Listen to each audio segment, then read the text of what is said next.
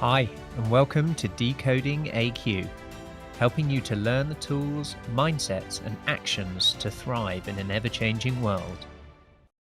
Hi, and welcome to the next episode of Decoding AQ. With me today, I've got Jeff Smith. He comes from Vancouver in Canada. As a few of you might know, my brother's lived in Canada for many years who listen to the podcast. So I have a affinity to Canada and Canadians.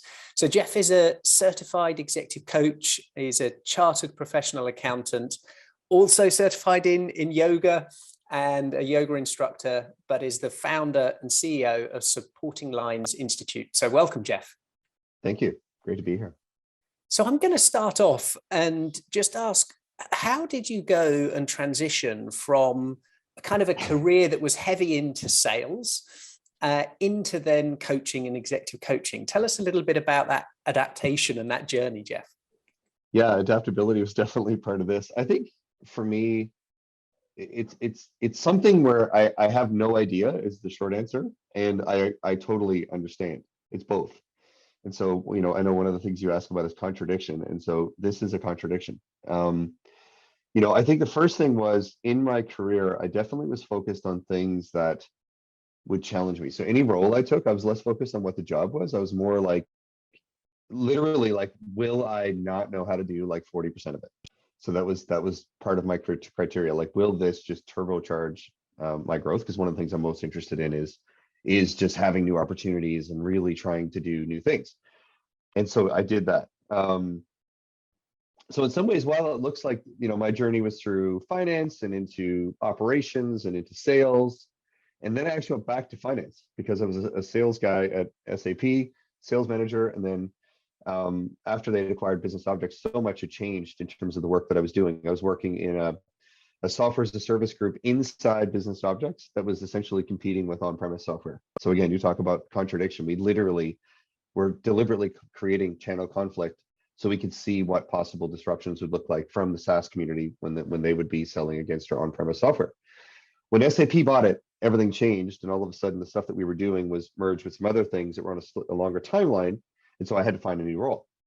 So I was able to stay within the company, but I had to find a new role. And at the same time, someone else called me with a new role that was outside the company, but I was going from sales back into finance.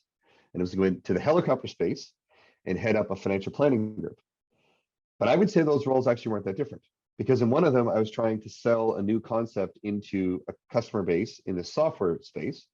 But in the other one, my team at CHC Helicopters was really focused on selling a new concept about the way that with a new private equity owner, we would be focused on trying to do a new way of working together globally to do financial planning, to do coordination on bids. So it was a combination of finding the right balance between, overall kind of control of a process to make sure that we were doing things in a way that it was like consistent and disciplined and all those things, while also recognizing that, yeah, sure, like eventually I became the head of commercial for CHC, but it would be ridiculous to say that, all of the deals that were closed were done centrally by the commercial team. And we worked very closely with the regions. And in many cases, their relationships are the ones that got the deals done. So, in some ways, they were incredibly different roles in incredibly different industries, but both of them, like I thought software moved fast, and then I went to helicopters. And that was even faster, which surprised me because I thought of it as like a more traditional industry. But when you're supporting oil and gas companies that are going around the world trying to run these, huge complex drilling programs and other things, the level of adaptability we had to have was even stronger than what we had in software. So I was kind of surprised by that. I think a lot of times people have stories about industries and things, but for me, it was just those roles were super different. So I achieved my goal of like sitting in meetings when people are talking about like helicopter models and stuff, and I'm like, I don't have a clue what's happening in this meeting. But at the same time, it was like there was a consistency. So we were selling a new concept. We were having to be adaptable. We were trying to do new things. And a lot of the things that, would go into selling software as a service is not that different to selling what was essentially helicopters as a service offshore, because we were providing a service. They paid us a monthly.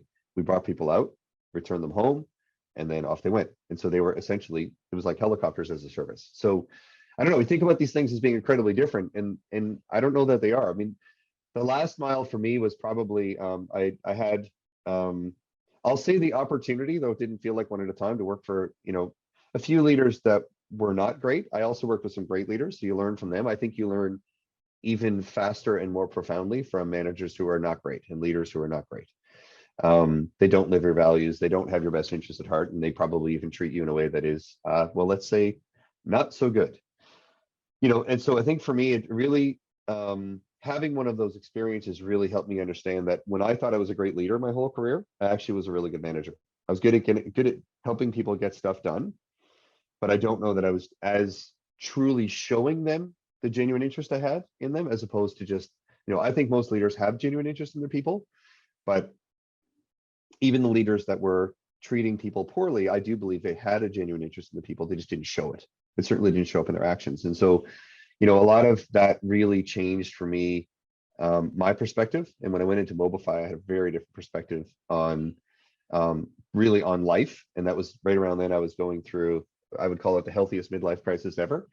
And so I think the fusion of everything I had done, including the yoga, the yoga piece of things, when we created our assessment and we really looked at what makes a great culture, it's the fusion of the things that as a manager you do to get people performing, right? So when John Kabat-Zinn talks about human doings, right? So getting humans doing things is really important, getting people on the same page and achieving, but we also need to think about the human being. And I think all of everything we try to do, it's like we started out our journey with, how do we make sure that we're achieving while living values? And it turns out that is actually the magic formula. And so the jumping off point, I guess, for Mobify, which was an amazing place to work and a great opportunity for me, into what I'm doing now is really, I don't know, people talk about, they have to find their purpose. I think if your purpose finds you, you're screwed. Like there's no going back. It's like you have no choice but to go do it. And so the CEO of Mobify, wonderful leader named Igor Filetsky,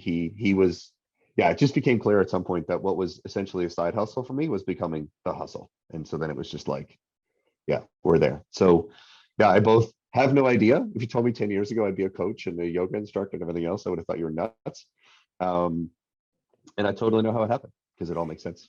It's interesting. I've said a few times, and it's a Steve Jobs quote, in the fact that we can only connect the dots backwards.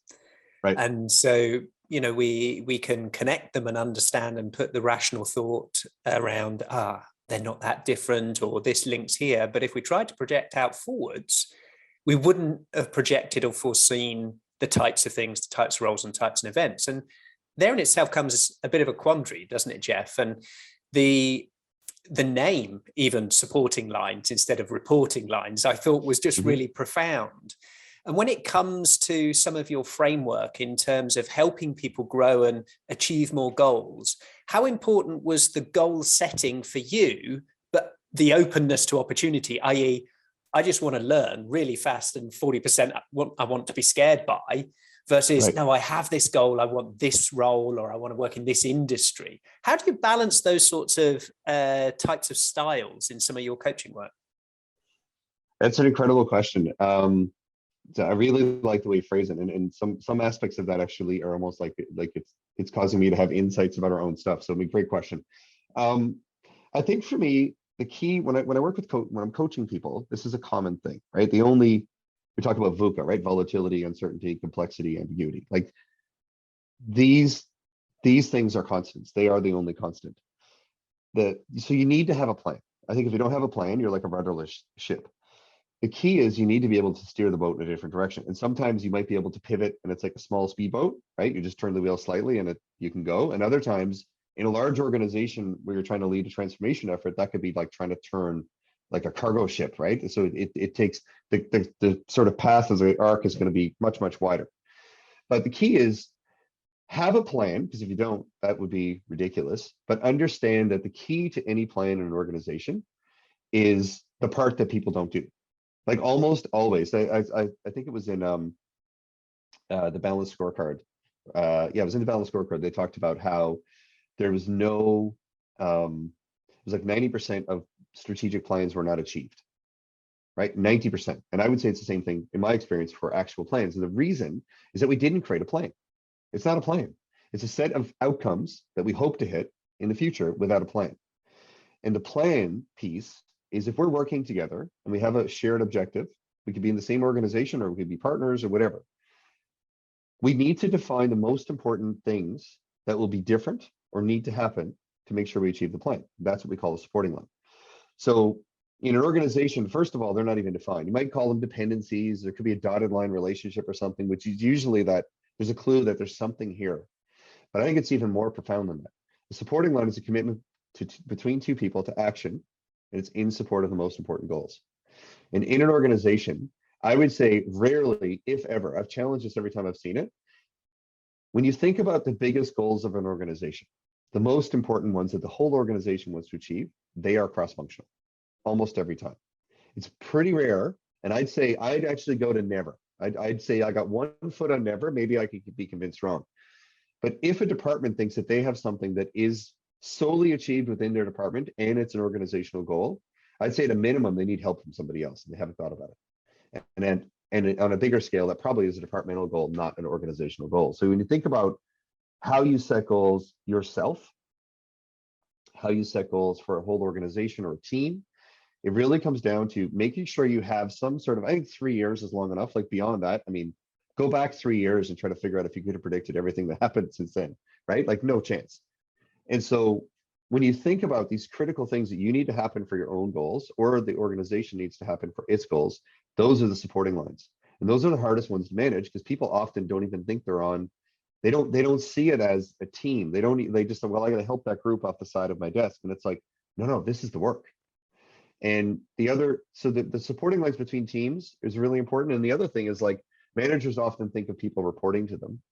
And in fact, they need to flip that and see how they can support them. So it goes right back to the very definition of servant leadership, but in like a way you can operationalize it.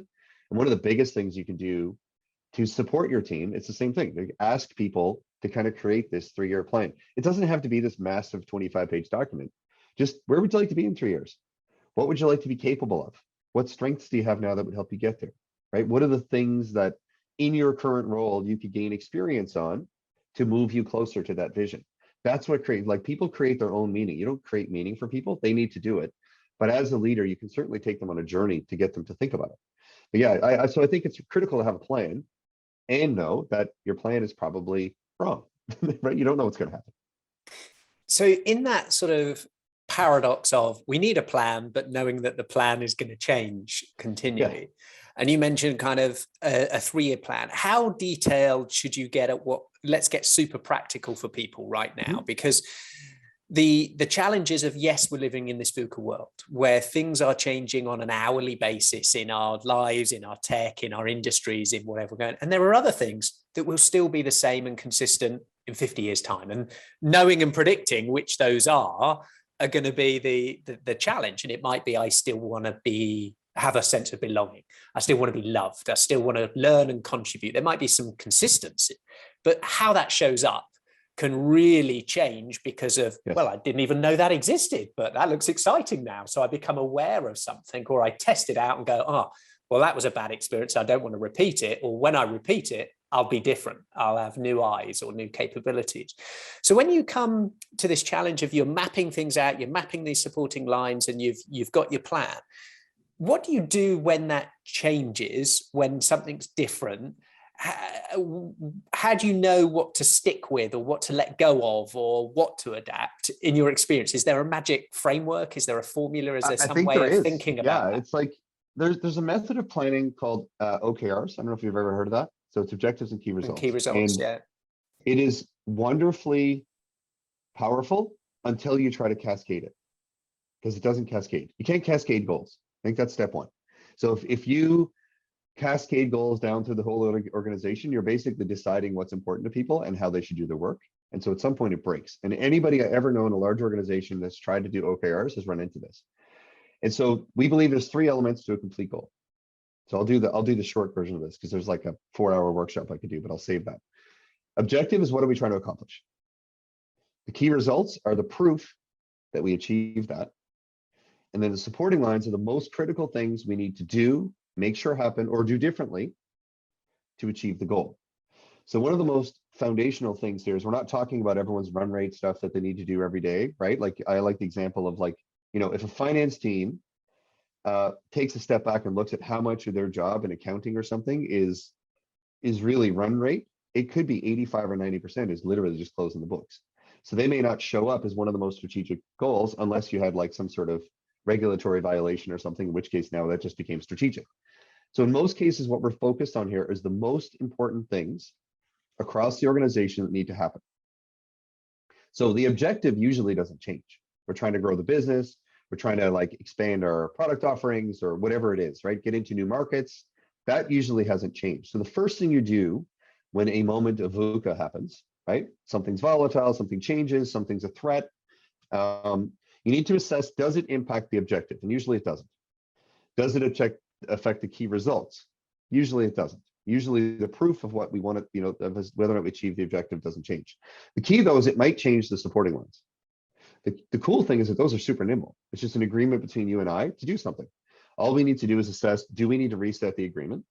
And then the second part, this is critical, is from adaptability. Think about this one. It's like, okay, who around our organization is working on this thing that we just changed and would probably want to know that we just changed it? And that's kind of it. And so it gives you a nimbleness and a focus and the ability to kind of pivot and be adaptable because you've defined the work. If you haven't defined the work, you don't even have a clue who's working on this stuff. But the key thing for us is that goals don't cascade. And this will save, if anyone listening is involved in goal setting, I'm about to save you like 1 million hours of your time. Objective, key results, supporting lines at the company level. What are we trying to do? How would we know we did it? What worked? What are the most important things we need to do around the organization, maybe outside the organization with partners, whatever it is, to have it happen? And then you draw a hard line. That's the plan. You're done. The next thing is, in our model, we look at a method of goal setting, which actually really is more about peer support and what people need to do for themselves than leaders need to go communicate the plan. What we do is we go out in every department, every person in the organization will look at that plan, and then they figure out what are the most important things they're doing to support that. You don't cascade down. So it's like there is a top-down exercise until you get to the point where you have this global set of supporting lines that are supporting the plan.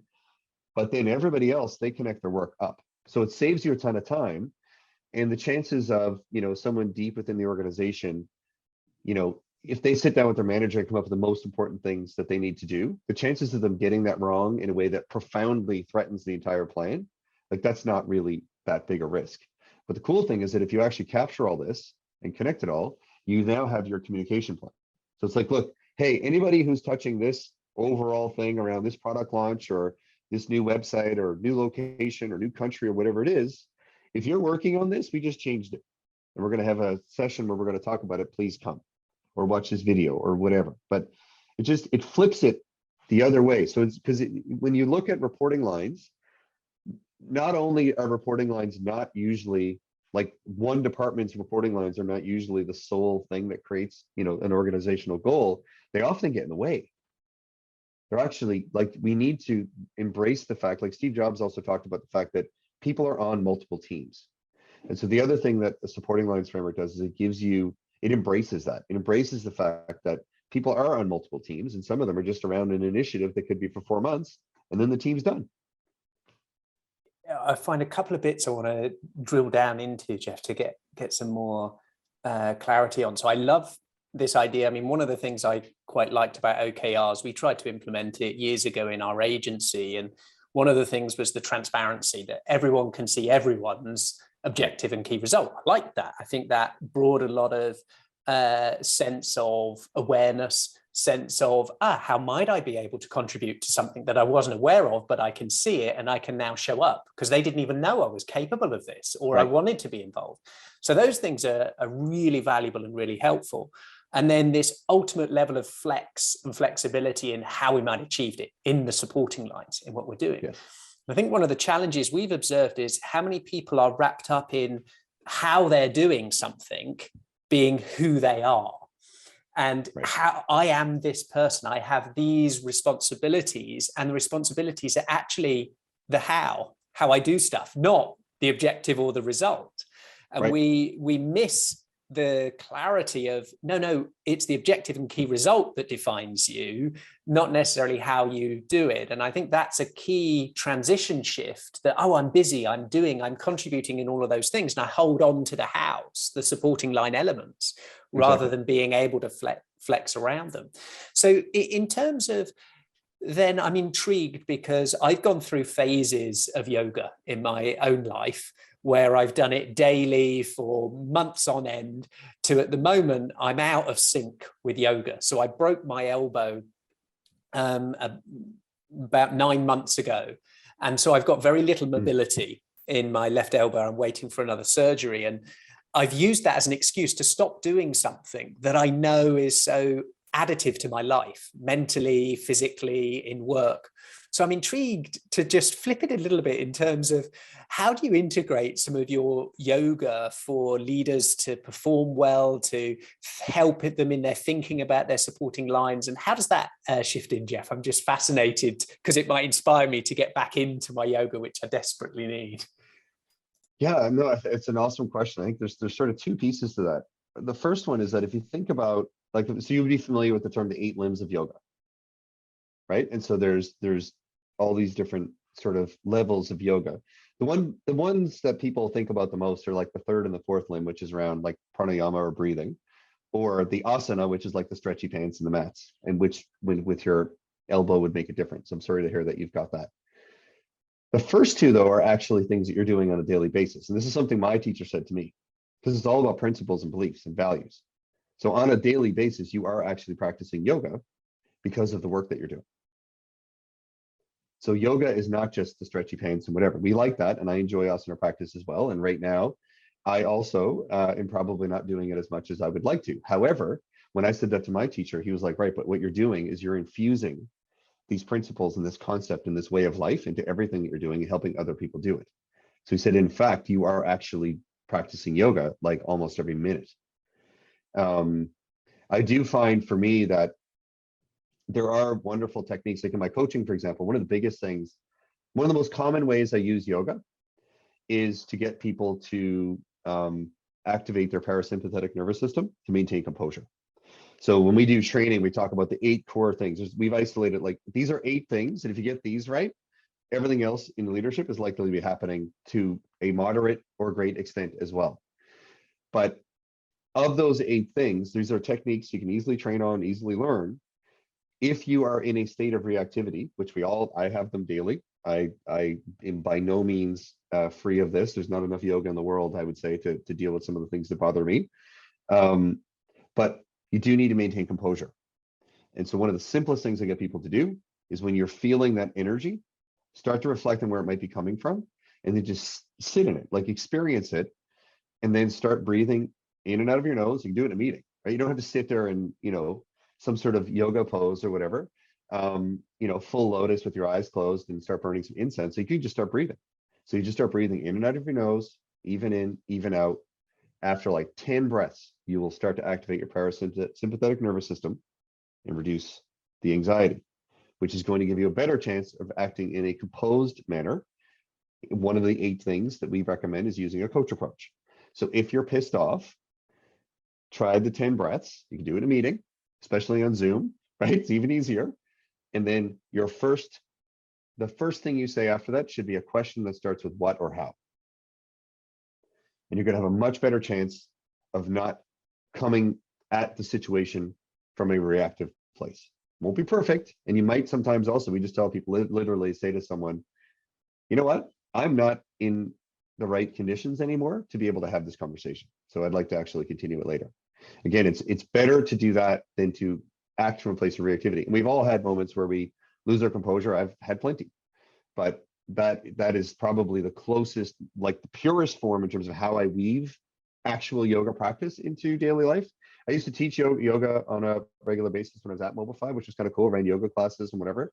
People found those great. But in terms of my coaching, that's something I do now. But I would challenge the notion that you're not practicing yoga. I would just have you think about some of the other limbs until your limb is feeling better. I really appreciate that response, Jeff, and it's given me, just in my own sense, brought composure and balance to my thinking of, I'm anxious about not doing that, to actually be in a better state. And I think Amazing. That is a real gift, isn't it? How we can, as humans, help people think differently. And that is just so powerful, to allow them to consider something new, to build that into their thought process, into their mindsets and their future considerations. So if we can inspire more leaders to understand how to leverage composure, that can be the difference between, Massive. well, it's huge. It's absolutely huge Massive. because it's not only for self, it's for all of those others that we can help improve their performance, their engagement, their experience of work.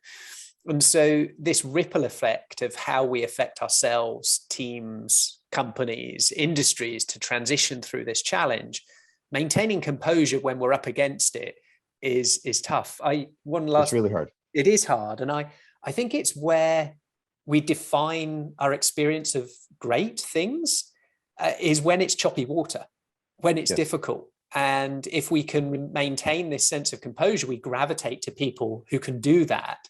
But sometimes what we've also experienced is a frustration for others who are observing someone who's composed when they're not, when they feel they shouldn't be. And we project this sense of, they're disconnected or they perhaps don't care. And so how do we ensure that as a leader who might be composed in a situation where everybody around us thinks we shouldn't be, to not have them maybe have a bias or a thought around, maybe you don't care? Because I've observed that somebody who is a great leader, really composed all the time, and others who aren't able to observe or see that often see them as maybe aloof or, perhaps aren't as caring.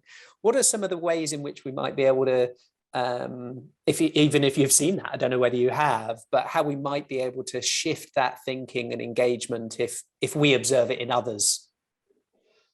So I have about 48 answers to that, but I'll pick my favorite one because there's so much there. There's so much there, right? It kind of, I think in some ways that you kind of went right to the heart of what leadership really is.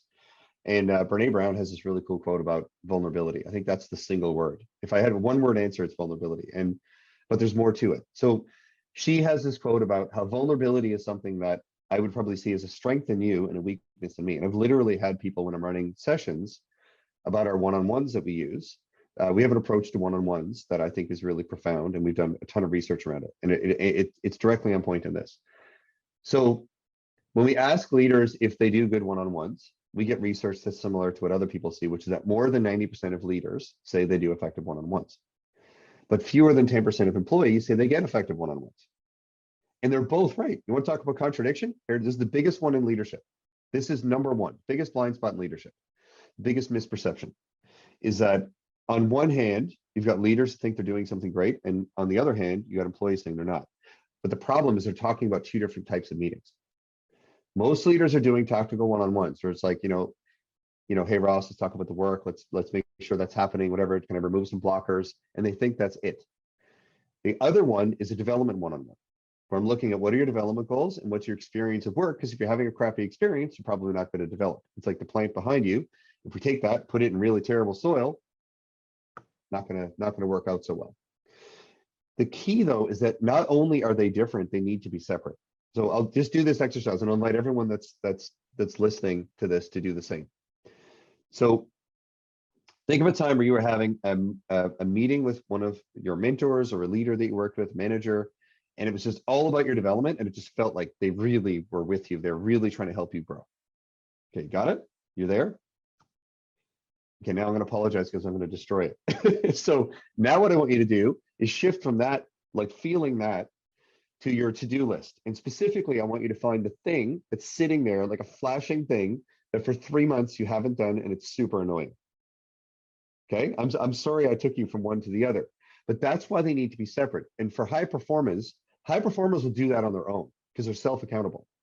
So the minute we shift from talking about their development goals and their experience, and this could be like one small thing you're working on, one capability. It doesn't have to be what's your 15-year roadmap, just something you're working on right now, something you'd like to be more capable of. We're having that conversation and we're talking about your experience of work. What is your human experience? We stay there. That's a different thing. Literally, I can go back to that meeting again and I can take you back to the other one, right? Back to the to-do list. The problem is that high performers will immediately go to the thing they haven't done. I see it all the time. And it destroys, there's something here, our next level of research, I'd like to dig into the neuroscience of this, because there's something that completely shifts. And it's like a total buzzkill for that meeting. Like the minute you shift it over there, you've destroyed that sort of presence that you've created by showing someone that you truly care about them. And so in our one-on-ones, we talk about, it's really simple. It's like, and there's a free template on our Supporting Lines Cloud, where people can download it. Maybe we can put a link in the chat or something when we put this out. But so we talk about what were your wins since the last time we spoke. One development goal. What's one thing you want to get better at right now? And the person can shift it. Just one thing. If you have to overachieve, you can take 2 or 3, but something you're actually going to do, not like someday I might and you never do it. Then we ask about what's challenging, and that could be whole life, right? Someone could be frustrated that something happened in their personal life. You don't have to solve it. You're just showing them you actually care. The next one we ask about is what's your level of engagement right now? So on a scale of 1 to 10, what's your level of engagement? And then we shift to what feedback do you have for each other? So you have feedback for me, I have feedback for you. The reason I highlight this one is that through that whole conversation, we've done research that shows that deepens the relationship between a manager and employee. And there's a few specific moves. The first one, there's something about having all 5 of those. So they're all like important, but together, all 5 of them, they're like much importanter. I'll use that word. It's a word now. They're a multiplier. They're multiplier. And so the other thing is that the leader being open to feedback from the team is actually one of the most important things. And the reason I'll bring this right back to your question, one of the things that came up for me in a one-on-one recently was I got feedback from one of my employees that they could tell that I was stressed. I was having a lot of anxiety about something. And they were right. There was something I was worried about. And it had to do with a combination of some client delivery stuff and like you wanted to close deals, like all those things you're worried about as a business owner. But it was affecting the way I was showing up. And so they gave me that feedback. But if we'd never had that conversation, that's a great example of where I might have thought I was being super composed, but I wasn't. And the team let me know. So we had to create the conditions for that to be something they could share with me. But having these one-on-ones on a regular basis, like we have that meeting every other week. And then in between, we do the tactical stuff. But because we had that meeting a bunch of times, I got the right to that feedback. The first few times you do these kind of meetings, what I find is like someone will be like, yeah, no, like let's hear my manager. It's like, yeah, I don't think I have any feedback for you today. And then the second time it's like, no. And then by the third time, I'm like, okay, come on, there's got to be something I'm doing that's even mildly annoying. And then people will be like, oh yeah, I got a whole list of those. Where do you want to start? And so you earn the right to opportunities to be vulnerable by having this conversation with people on a regular basis. And in almost every single company that we run our assessment with, when we assess culture, this is actually the biggest opportunity. This is the biggest opportunity to improve culture. And it's because you're having, it's a structured conversation, but it's less about what's in it, though that's important. It's more about what isn't, which is the tactics, because they're completely different. And you felt that shift. And so the key thing, I think, is just getting back to some level of just like human connection. It's still like, we're still talking about work and stuff, like we're still trying to help someone grow, whatever. But I just think there's really big opportunities to do super common sense things, but we talk about common sense not being common practice. And so it's literally that simple. But I just think, we don't ask the question in our survey, like, do you get effective one-on-ones? Because what we've noticed is that there's probably like a 20% course correction to what actually a good one-on-one is.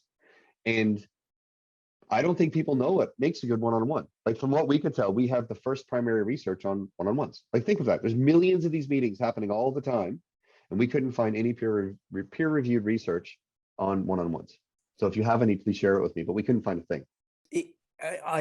It's not something we've looked into, but I love this idea of having space between when you're thinking about future self, when you're thinking about the development, and keep that in its isolated piece. And then when you're thinking about current or past, i.e. what are the tactical things? What's challenging? What haven't you done? Those kind of things. And giving this ability to hold space for both of those, but not in the same moment. And I think that's really quite fascinating as a structure that people can just practically embrace that and try it out. See, how does it feel? How does it work? A lot of these best things and most simple things, we can check it out, see how it fits, how it feels when we try it, and know in the same sense where you said it took 2, maybe 3 goes before someone was willing to give any kind of feedback that they might feel, I'm not sure I'm going to be judged here if I give this feedback, to actually then showing them that they've got some psychological safety, they've got some areas that they can now express that for the sense of growth, for the sense of future. What if it's something that you get feedback and you don't want to change it and you don't want to deal with it? and you're not going to act on it. Because I guess one of the dangers when you ask for that and then they see you don't actually affect anything, or does that corrode it? Or do we need to, when we embrace feedback, be prepared to act on it or give the feedback as to why?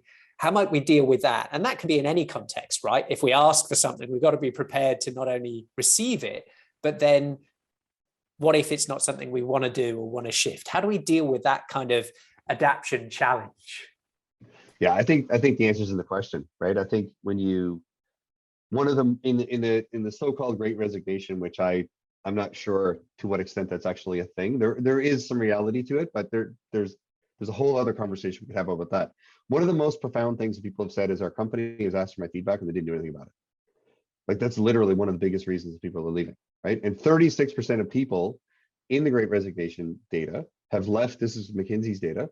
They left with nowhere to go. So they're literally like, when people are talking about whether they want to leave their company, like I have this all the time in coaching, right? It comes up. One of the questions I always ask them is, are you moving to something or moving away from something? And like, I want you to split the hair. Like, you have to pick one or the other, even if it's like 60-40. But if you're going to ask someone for feedback, I'll quote another one of my yoga teachers on this one. If you're going to ask someone for their feedback and you're not going to do anything with it, it's like stealing. Like, why even bother asking in the first place? It says a lot about you if you're not actually even willing to take on the feedback. It might be hard. You don't have to agree with it. But the other thing we do, one of the other foundational of these 8 foundational things, another one is actually something called 3-story feedback. So it's also the way you give the feedback. So step 1 is you look at the context of it. So what is the thing that you're sort of annoyed with or would like to see the person work on? And then you start bringing that back to things like organizational values and the impact. And how did you feel? Emotions are really important, right? Like, how did it make you feel when you experienced this? But then we got to flip it and use the coach approach to say, all right, now this is my story about it. What is your story? What am I missing? What did I maybe contribute to this? What might I not be aware of? That's the part a lot of times people don't do. They like come by and they drop off the feedback and then they're gone. It's like, yeah, that thing you did last Tuesday, terrible. See ya. It's like, that's like, if you get feedback, it's like a drive-by, like a little bit, right? Yeah. And so what we focus on is there's a concept. Marshall Goldsmith has this concept called feed forward, and I like that a lot better because you can't just do feed forward because your feedback informs, like, what happened informs why you're frustrated. So you share that experience and your human experience of like what happened. But then you get their story and shift to, okay, what do we want to be different, instead of arguing over whose story is right. Doesn't matter. There is no truth. There is no fact. It's just each of us now have mutual awareness of each other's perceptions. And this sounds like Pollyanna kind of bullshit, but like, it isn't. It's like, this is how this stuff happens. Like, let's have the conversation. I'm going to share what I believe to be true. And that's a 100% accurate reflection of how I perceived it. So I would like you to honor that, but I would also like to hear your side of what am I not aware of, whatever. And that is a 100% accurate reflection of your perception, and it could help shape mine. So now we're mutually aware, and we look at, what do we want to be different? That's the third story. So it's your story, like, what's my story? Then I get your story, and then it's what's a better story in the future, so we don't have to have this conversation again. And if you give feedback that way, not only is it more effective, we have this decision tree on our website. This is a free one too, where we literally have a decision tree that takes you through, how do I give feedback to my manager who doesn't want it? And ultimately, if it's really important, it's affecting the team, it's creating a poor culture, having a huge impact, and there's nowhere else to go in the organization, then you leave. That's the end of the decision tree. Yeah. Right? You leave because you shouldn't work there. Like, why bother? If you don't have a leader that actually would take your feedback and do something about it, go do something else.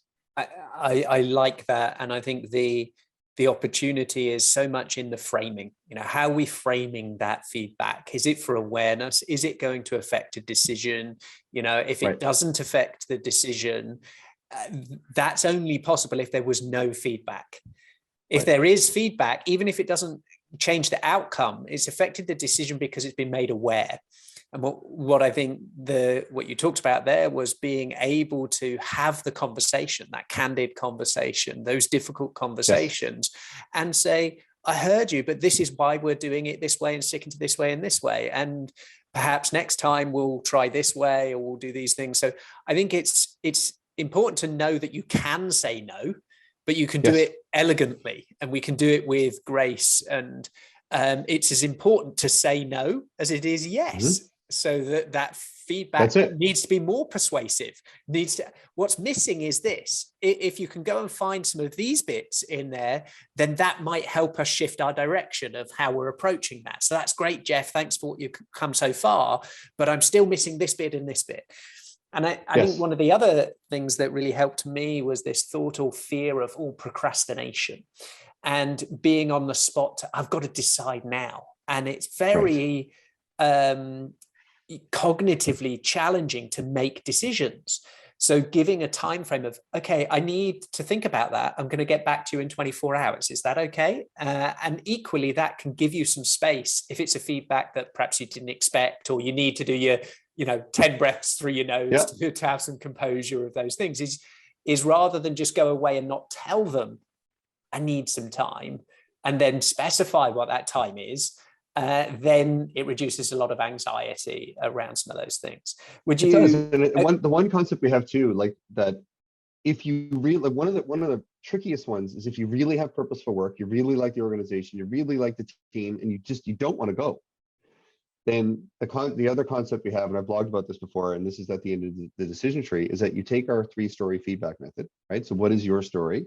And you lay that out, and you deliver it as your future exit interview. So later on, I'm going to leave the organization if we can't fix these things.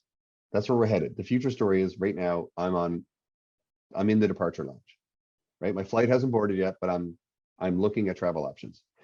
And so what I would like to give you as my leader, I'd like to give you the opportunity to fix some things.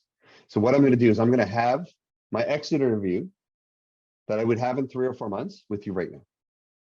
And if you can change it and we can come up with a better future story that has me staying here, because I would really like to, then perfect. And I had an example recently where there was something structural in an organization that was inhibiting culture. I don't believe that you can use org dev and structure to create a great culture. You can use it to kill culture in 4 seconds, but it takes structure with collective leadership to be able to have a truly adaptable, high performance enterprise.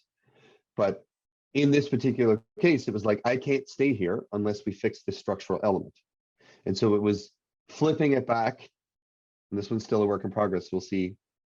They essentially gave their notice that current course and speed, this is not where I want things to be headed, but they gave the employer the opportunity to fix the structural issue that was really inhibiting their ability to perform. And so again, we'll have to stay tuned to see what goes there, but it did at least land, and they were like, okay, we do want to try and fix this because yes, we would like you to stay. I love that. And it resonates a lot with a concept we use as part of Strategic Coach. It's a 4x4, and you have 4 performances, 4 results, 4 ways you can be a hero. And most things stop there, right? These are the outcomes, these are results, this is what good looks like. We don't say, this is what bad looks like. And so the 4th one is drives me crazy. So you say, these are the 4 things. If these things show up, meetings with no action or whatever it is to you, you're explicit around the things that are going to drive you crazy. And that should be 2-way. Yeah, I love it. That should be 2-way, in terms of each role. Show me what worst looks like. So rather than it waiting to an undiscussed thing and then I'm on the next plane, I've left the departure lounge or I've given you pre-warning. That pre-warning should be right at the job role spec. This is what worst 100%. result looks like. And then when we know that, we can know it. We can either go, oh, I'm going to go and tread on it. It's what kids do, right? They need to know their boundaries. Totally. I need to know where it is. Our resilience research, it isn't absolute, but it shows we've done work on resilience. And so we have these things. Leader support is like you give people clarity, you help them grow. So that is like the ultimate test of resilience is like, did you decide to leave, right? Like you literally lost your resilience and you're out. Leader support seems to have more of an impact on that than teamwork and kind of peer support, though that also matters. But the straw that breaks the camel's back does seem to be leader support. The key thing here is when you look at what makes for leader support and what makes for a great leader, when you think about those things that would be in that box, if you have a weak leader or you're not on a great team, there's like a 90% chance that the things that would be in that box would be fixed if people live the values of the organization. Like if you stripped out all 35 elements and I was just left with one, I would pick, my leader lives the values of the organization, because of the research we have that shows that that is actually like the foundational thing. If someone lives the values, like truly lives them, not like you made this nice book for the coffee table at reception or they're on the website. It is amazing the number of times in coaching where I'll say, which values is this person that you're frustrated with not living? And they're like, people will be like, oh, hang on, I got to go look up the values. It's like, okay, so this is actually our issue, right? So I'm willing to bet if you reflect on things that you've seen in that box of things that drive some people crazy, they're deal breakers, that if everybody lived the values of the organization, it wouldn't be a problem. They wouldn't surface. Yeah, I think it's the beauty I've seen is where the values then get put into some explicit behaviors. Yes. And so I can see how that value shows up and how it doesn't show up, how it's in its light side and in the shadow side. And that's the simple stuff of it. So I can't believe how quickly time's gone, Jeff, but I want to ask you a question, and I think it's going to be interesting, your response, especially given what you shared about your own drivers and career path of, hey, I want to be scared by 40%. I want to not have the capability yet. And I dive into those experiences. And my question is, when was the last time you did something for the first time? And what was it? Oh, something for the first time. That's a really good question. One of the things I can think of, it wasn't maybe for the first time, it was the first time in like 30 years, was I during COVID, we joined a tennis club. And so one of the most nerve-wracking things I think I've done was actually like enter a tennis tournament for the first time since like literally the early 90s, like literally 30 years. And so it wasn't like the first time I'd done it, but what I didn't expect was when I got out of the court for the first match, I was so freaking nervous. And it was like, I kind of had this reflection, like, I feel like this is what I do for people when I coach all the time. It's like I'm getting them to try new stuff. So it was just neat to like get put in that space. And like the first few games, I could hardly even play. And then you sort of, you do your breathing, and I was, some of those things, and you kind of settle in, and then it's like, okay, cool, we're just back to tennis. But like, that was one where it did feel like the first time. And I think the other one that I don't know if I'm as nervous about, but I recently had, so I'll be a little vulnerable here. I recently had one of my clients decide to go back to a coach they used to work with. So they're working with a coach, they came to me, and they're going to go back. And so part of it is the coach's style, but part of it was there was like one or two things that I could do better. And so one of those things is actually holding my clients more accountable. And I was like, that's a fine balance, right? Because you're on one hand, it's like you've got this like, it's my client, so you want them to keep paying and whatever. But on the other hand, and I have had cases where I've had to be pretty direct with clients, and like, there have been times where that's led to me like losing the contract, right? So, but it's like you have to go back to, you have to step into that space. And so I probably need to do more of that in the future. So there's a moment coming where something will come up where I haven't held someone accountable the way I need to. And I'm going to have to step into that space knowing that, sometimes in the past when I've done that and I've held people accountable, you lose the work. So it's like, you talk about a contradiction, right? My clients hire me to essentially do something that could get me fired. It's like, I guess it's in the asking the permission. Do you give me permission to hold you accountable? And at what level?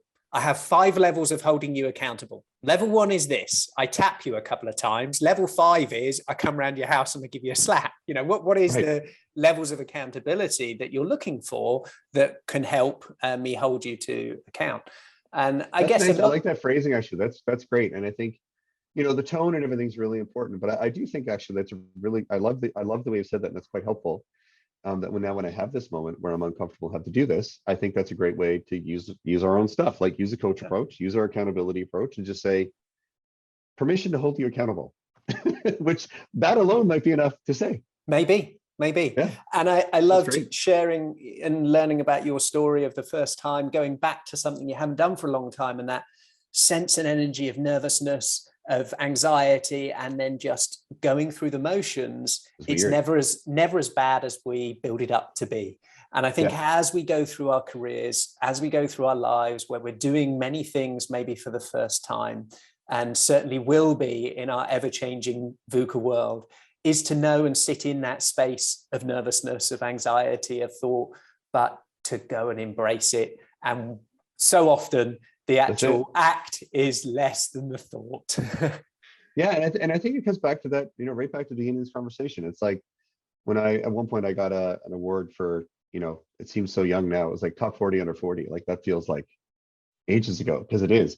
But someone asked me a really cool question. They said, what is it that helped you get to the point where you got this award, where you have achieved a lot before you're 40? And I think it was this, this constant desire to go take jobs where I really didn't have a clue what I was doing, but I was willing to learn, and I was open, and I was willing to like be in that space. And it's kind of like the tennis example. I think what made me the most nervous was like, just being on the court and like not really thinking about the fact that, wow, like I'm on court one and like there's all these people, and probably none of them were actually watching me, because there's much better matches that were next to us. But like in my mind, like they were all watching me, but this is the human condition, right? And so yeah, putting yourself into those situations and having to work through them, like that is the work. And that could be something in your coaching, it could be something in someone's personal life, if someone's a musician or whatever. Like there's so many opportunities for that. And like my little guy, I have a 10-year-old who plays baseball. And so the other night he was playing and he's doing well, and he got one out, and then he struck someone out, and then he had like walked 3 batters. And then someone got a hit, and he's like, okay, I got to get one more out. And so it gets out, he's got 2 strikes, and it gets up to 3 balls. And the next one, he either strikes his kid out, or they get him out, or he walks and there's another run. And he struck him out. But I could see when he's on the mound that he did what I say to him. That's exactly what he did. He went, and then he struck him out. But like, what an awesome theater. Like that's got nothing to do with sports. That's what we need people to do, is be comfortable putting yourself in a position where you're uncomfortable. And by definition, you be more resilient, be more adaptable, be more vulnerable. Like all these things, they're all different words for essentially the same thing, which is just, you just got to work through it. We have, and it made me smile, because the final piece in my book, the chapter, is talking about the Monkey King. And when we're facing certain death, can we still be playful? And it comes into that same situation when we're facing what we see and perceive at that moment as an incredibly important piece, with might not be life and death, but our body's reacting in that way. Can we still smile? Can we still be playful? Can we still breathe? Just take a breath, right? Have our problems. Jeff, if people want to get in touch with you, what is the best way? We've got lots of assets that you were mentioning. We'll try and get those and link them up into the podcast for people. But how do they get in touch with you, Jeff? So you shoot me an email. It's Jeff, Jeff at SupportingLines.com. And then, yeah, all of our stuff. We get stuff online. If you want to check out our materials, cloud.supportinglines.com. We've got a whole course that goes through like all of our research and everything. You got to register for it, but it's free. And in there's a leader toolkit that's got some of the stuff we talked about. So the one-on-one template, take it, go try it. Like there's more training and stuff we can do about it to really help with the nuances of it. But I'm willing to bet that if people just took that, tried it 3 times, kept tactics out as one example, off they go. And yeah, if you want a little more help with any of that, yeah, Jeff at supportinglines.com. I'd love to continue the conversation with anyone that's listening. Fantastic. Jeff, it's been really eye-opening. I've learned loads, and that's part of my mission on my podcast, is to interview amazing, interesting people that I can learn from. I've learned, as I say, a lot, and by nature, I hope some who've listened to this episode will do the same. Look forward to a number of conversations in the future with you, Jeff. Thank you. No, I look forward to it. I think I appreciate the opportunity to be on the podcast, and I appreciate you just reaching out. I've learned a lot as well. And I think, yeah, based on just some of the things you talked about and in your framework and things, I think we'll have many more conversations, and I look forward to them. So thanks again. Do you have the level of adaptability to survive and thrive the rapid changes ahead? Has your resilience got more comeback than a yo-yo? Do you have the ability to unlearn in order to reskill, upskill and break through? Find out today and uncover your adaptability profile and score, your AQ.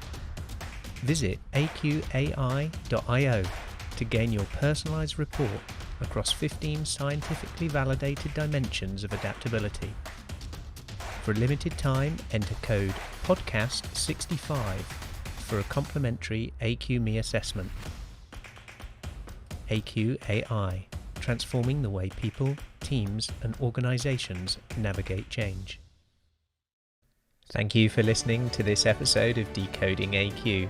Please make sure you subscribe on your favourite podcast directory, and we'd love to hear your feedback. Please do leave a review and be sure to tune in next time for more insights from our amazing guests.